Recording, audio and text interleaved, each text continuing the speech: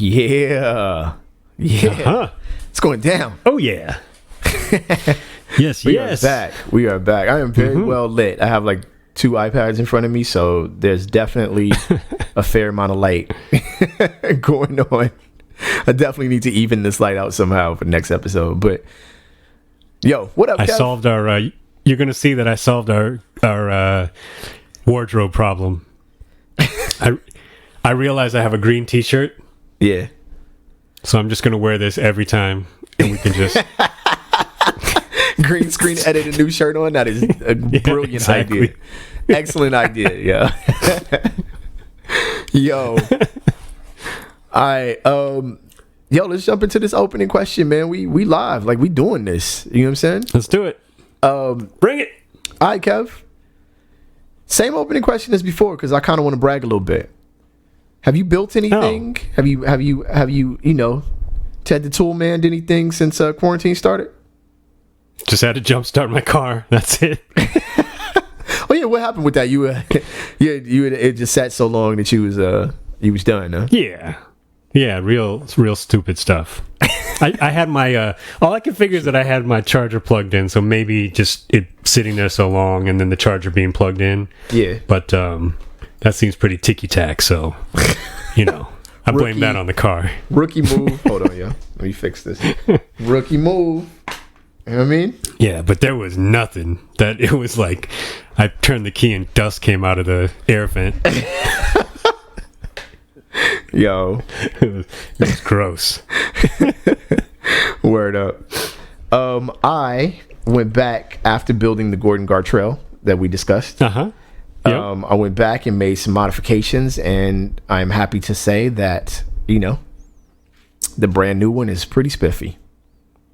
Nice. Pretty on point. So is it a whole new one, or you refurbished I didn't modify the old one. I just okay.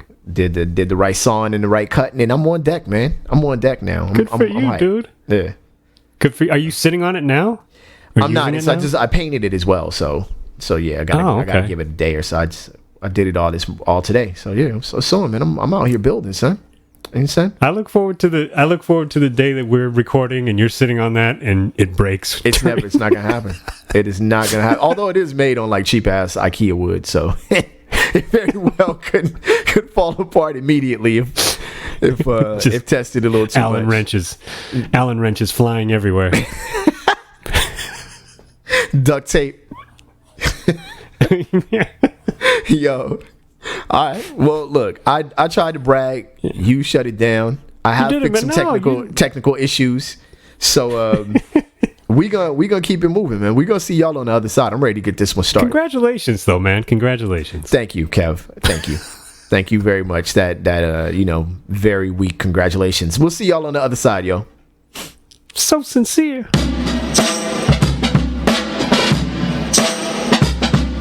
Rap Sucks Radio. Blah, blah, blah, blah.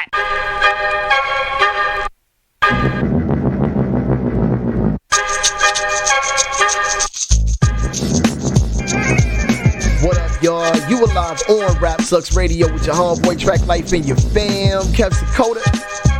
To God. Oh boy, we got a show for y'all. We definitely got a show for y'all, so this is gonna be fun. Thank y'all for tuning in. If you miss any part of this episode or want to catch any of our past episodes, you can go to rapsucksradio.com or any of your favorite podcasting platforms, with the exception of Pandora for some odd reason. So y'all do me a favor, man. Crack a can of Old Head Energy and kick it with us. You know what I'm saying? Yep. Let's get it started. Kev, I'm going to let you announce this one. Who is doing too much this week, man? Mr. former Vice President Joe Biden is doing too much. Doing too much. Too much. Well, why? Why is Joe Biden doing too much? Well, your man Smoking Joe says, and I quote, voters that aren't voting for are making a decision to vote between him and Trump. If it's a tough decision or what have you, ain't black. That message was directly to black voters via an interview with Charlamagne the God. My title for this is, well, that ain't really your call, Joe. That's not really your call. You know what I'm saying? This was brought to you by CNN, this word information we're sourcing is from CNN. Players involved were, of course, smoking Joe Biden and your man Charlamagne the God. In the interview, wait, who calls him smoking Joe Biden? I do. I smoke on the mic like smoking Joe. No, nah, it doesn't work. No, it doesn't work. Don't. It doesn't work. Don't do it. I smoke on the mic like smoking Joe Biden. Yeah, nah. Yo, the bottom. This is the quote. This is the quote from your man Joe. The bottom line of all this, perhaps. Oh. I'm sorry. I'm reading his apology first. My bad. So, This is what happened. Joe Biden had to hop off of the interview. Charlamagne was like, "Yo, you gonna do that to black media?" You know, kind of ribbing him like, "Yo, come on, we need some more time." And so, Charlamagne asked him to go into the studio in New York for another interview. He's saying, "Yo, we have more questions." You know what I'm saying? And Joe Biden playfully, I'll just say, Charlamagne's direct quote was, "We've got more questions," and Biden playfully says, "You've got more questions? Well, I'll tell you what. If you have a problem figuring out whether you are for me or Trump, then you ain't black." Whoa. Settle down. He's so whack. All he had to do was say, "Yeah, sure. Anytime." Yeah. Anytime people aren't dying in the streets. He got comfortable. Let's go. He threw his arms out. Yo, check my record, man. Like he. This is the thing. See, this is let me settle y'all in real quick. And this is for everybody. What happens is you start getting good close friends of other races, right? And you get comfortable. Not me. Sir. Some of you get really comfortable, and you start doing and saying things that you know what it. Nah, man. Like just chill. No, don't. You know what I mean? Like you could chill. You know what I'm saying? Oh man. Anyway, Charlamagne, of course, said it don't have nothing to do with Trump, or basically, or being black. It has to do with the fact I want somebody for my community. I'll discuss that one in a minute. And like I said, Biden, shot back. Take a look at my record, man. So here's Biden's apology. I want to get all this information out, and then we can have the discussion. Okay. Biden's apology said, "The bottom line of all of this, perhaps, I was much too cavalier," which I would agree with, among other things. But you think? I know the comments have come off like I was taking the African American vote for granted, but nothing could be further from the truth. I've never ever done that, and I've earned it every time I've run. I was making the point that I never take a vote for granted. And in fact, I know in order to win this presidency, I need the African American vote. I shouldn't have been such a wise guy. I shouldn't have been so cavalier. All right, Kev, you go first because I have some words. So go ahead. Yeah, I mean, decent apology. Should have just said yes. It's like it was so silly. First of all, he said he was in a rush because his wife had to do an interview. But nobody wants to hear from his wife. First of all, not right no now. Disrespect to her. Not right now. Yeah, we're done. And your schedule is not that tight. Cut it out because it's it's the Breakfast Club. I mean, you could do worse to directly reach the people that you actually need to be talking to. Saying though, yes, if you want the black vote, yes, definitely. Yeah, put a 20-30 minute buffer on that schedule there, Joe. So that's the first thing. Yeah, he should just give his wife his car keys so he can hold the L. And it's a two-handed L right now. It is. But then so. And I don't understand why people are making excuses for him. I don't know anyone that I respect who's making excuses for him, but I understand the urge to want to. But then there's also a lot of people that are just going bananas on him. But this is not new. This is what we were all worried about. And so now it's happening. So then what? It's like, it's shocking, but it's not a shocker. It's one of those things. The alternative is terrible, but let me throw this out there. So Simone D. Sanders That this is his campaign. I don't know if it's his campaign manager. I think it's his campaign manager. Yeah. She says on her Twitter, the comments made at the end of the Breakfast Club interview were in jest. But let's be clear about what the VP was saying. He was making a distinction that he would put his record with the African American community up against Trump's any day, period. So there's her excuse for him. So let me throw this out there. So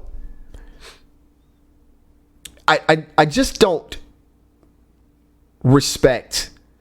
I'm going to start. I have multiple views on this, and I felt multiple ways about it. I refuse to discuss it throughout the week with people. Like, you guys figure yourselves out. I'm not doing it. So this ideology that any race, pick any race in America, you know what I'm saying? Whether prominently, I don't know, I was going to say prominently displayed, whether, prominently discussed or not, right? What is happening is there's this idea that it's a monolith, that basically right. we all are in this, bio ball when we all move in one direction, right? All black people can dance, all black people vote Democrat, all black people, you know what I'm saying? And to a large degree, some people are accepting of that monolith when it benefits them, but they're not accepting of that monolith when it is bestowed upon them. You understand what I'm saying? So right. Here's my thing. Joe, you got to hold this L entirely. And it was a cool apology, but it wasn't apology enough, in my opinion. You know what I'm saying? And I get it. He seemed very comfortable. He seemed like, I'm talking to a person that I can relate to, a friend or somebody I've been wanting to talk, whatever his emotion or feeling was. He was real comfortable. He was real chill. You know what I'm saying? And maybe you should just understand that this ain't the time for that. You know what I'm saying?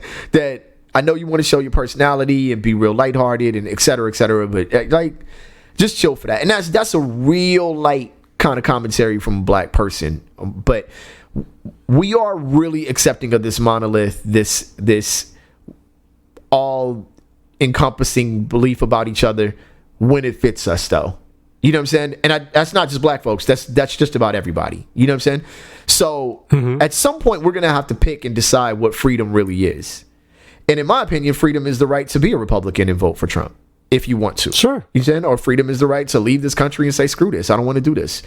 A lot of those freedoms that we would like to have, Mr. Joe Biden, are taken away from us on a daily basis based on a deep set racism in this country that goes beyond your comfort, that goes beyond your ability to just jump in and on a show with a black person and feel comfortable, right?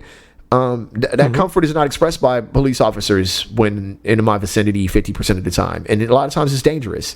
That comfort is not expressed by teachers or the judicial system or the educational system. That comfort is not there for everyone. A lot of people are operating a lot differently. And I feel like any president or any leadership that wants to understand the black community needs to understand that, in any community for that matter, needs to understand that, look, it ain't about just coming in and playing the saxophone. It's about understanding the complexities of the community and what we need. You know what I'm saying? Right.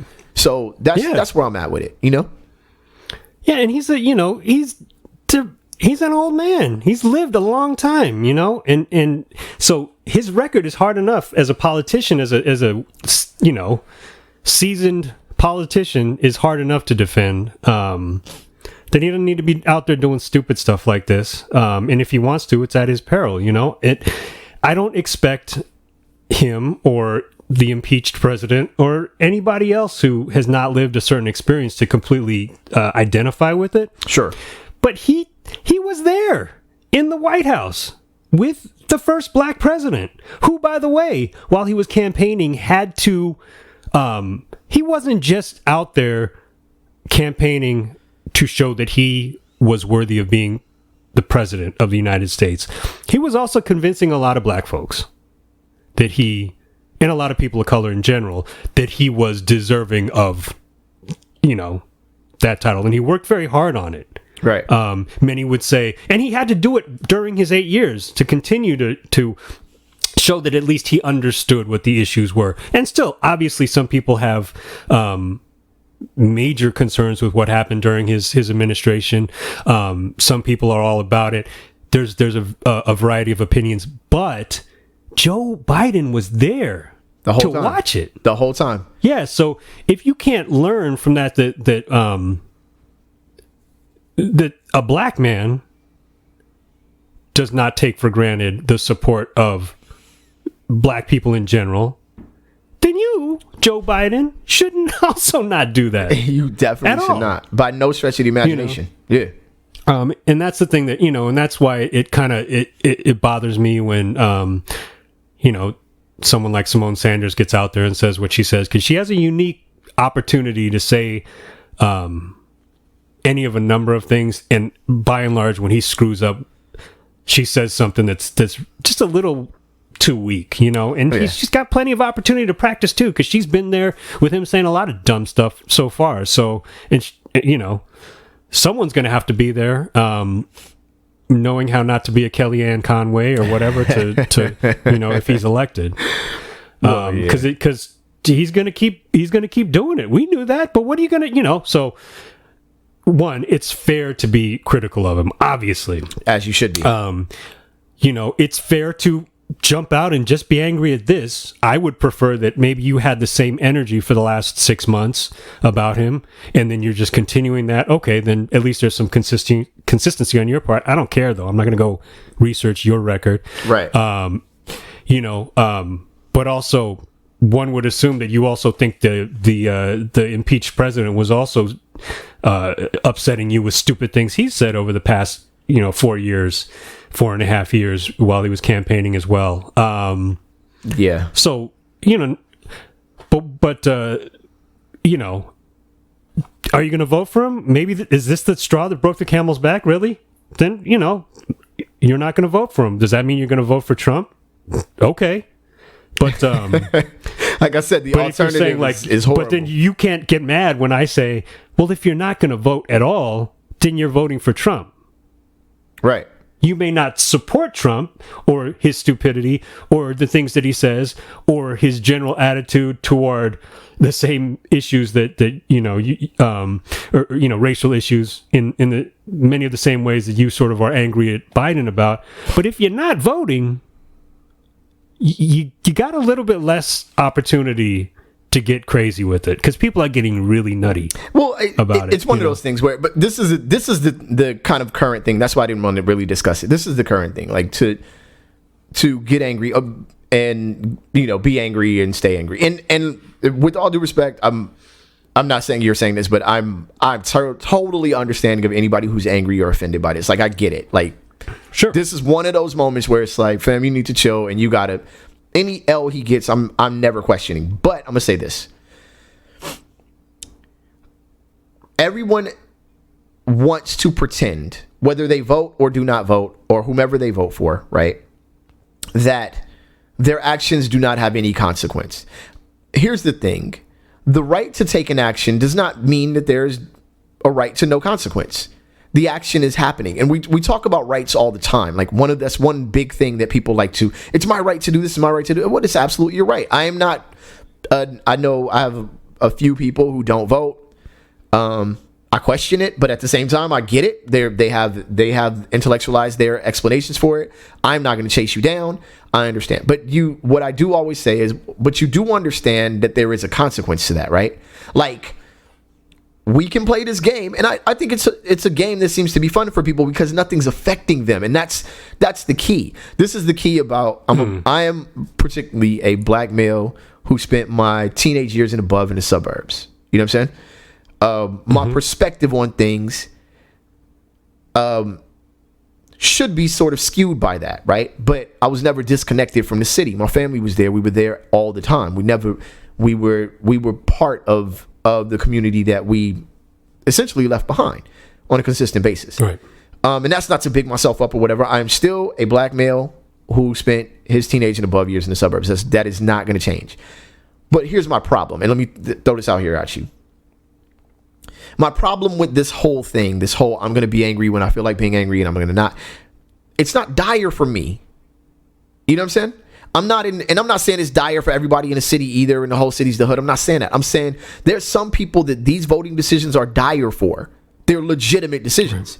A young kid in basically a concentration camp on the border, this is a dire decision for him. We can play with it. We can mess around with it. My job is good. I'm good. I'm doing fine.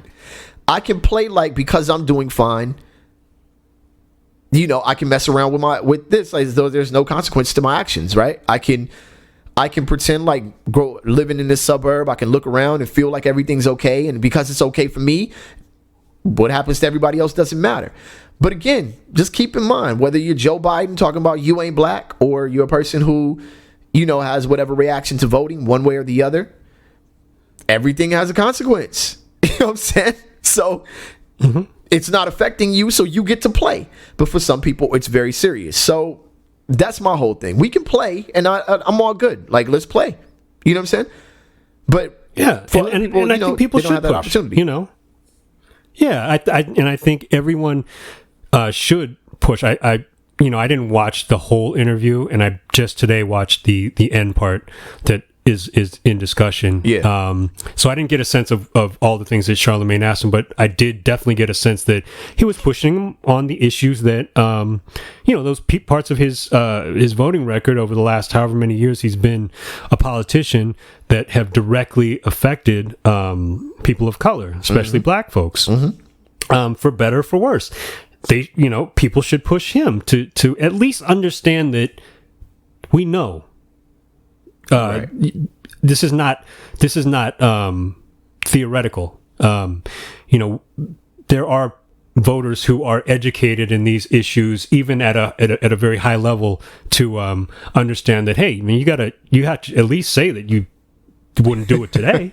Right, and right. the same goes for Kamala Harris. Sure. And any of the other Democrats who were running for president. Yeah.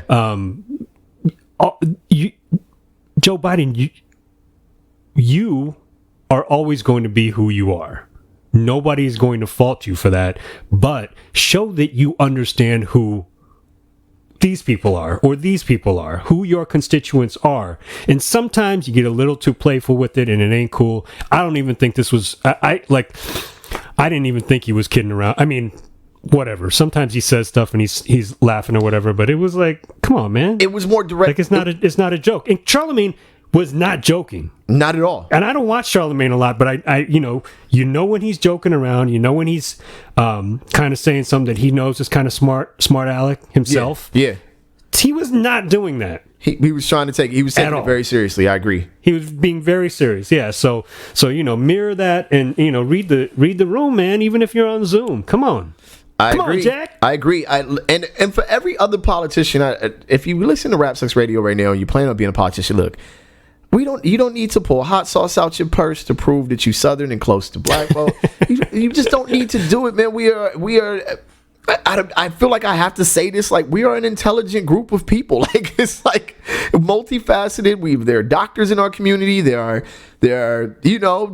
everything from upstanding citizens to maybe some lower standing citizens, but it's not like we're incapable of understanding that we're different socially in different social regards, and that you don't have to be us. And that goes for anybody. Again, going back to like meeting people and having friends of other cultures or whatever, like, I don't have to become you. I can be me and kick it with you. You know what I'm saying? It's right. I don't know. To me, it's a much longer discussion. Probably a little too extra. There's one last thing I'll say. Our podcast, but yeah. And I say a lot that if you don't vote, I think that's not cool. But that's my opinion. And also I feel like we're probably speaking to more people who are in that I'm not going to vote category than the likelihood that Joe Biden is listening to this. But just like saying that if you don't vote, you're voting potentially for the other guy, whether you like it or not. And maybe you don't care. But if I say that, I would also say to Joe Biden is like, if you don't get people out to vote for you, you're campaigning for the other guy. You are. So cut it out. Cut it out. Cannot be said any better than that. So all right, that was a little serious, so let's move on to something. All right. You ready? I am ready. I got one. All right, let's go. Speaking of dog-faced pony soldiers.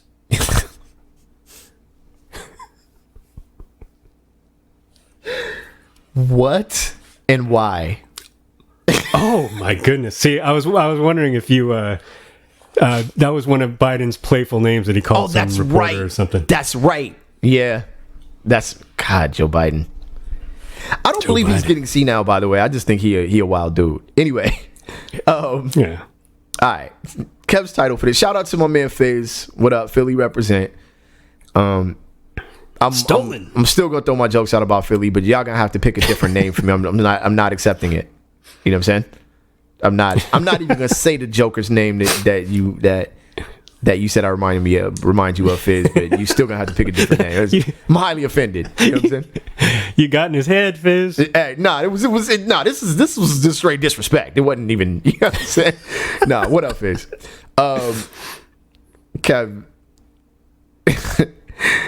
Kev's title for this is I'm Just a Bachelor Looking for a Partner. Oh, I could tell you, I think, were sort of waiting for me to sing it, but then you realized you were going to have to sing it. I realized I was going to have to sing it, and I can't sing it. And I was overjoyed that you did. Good. All right, y'all, you ready for this one? Because this is the title. I'm just a bachelor looking for a partner. I'm just a bachelor looking for a partner. This is the title of the century. All right, ready, y'all? Yep. Serial pony rapist allegedly caught with his pants down in Delaware police sting. Oh my goodness. This is sourced by the Daily Beast. The players involved is named the serial pony rapist is Michael Riego. This is this happened at the Newcastle County Carousel Park and Equestrian Center in Delaware. Okay.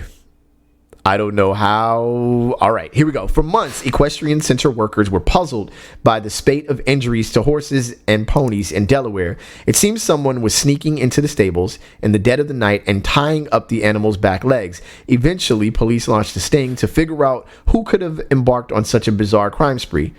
On Thursday, they charged Michael Riego, 31 years old, with 2 counts of felony bestiality and 2 counts of felony burglary in connection with the suspected serial rape of ponies dating back to September 2019.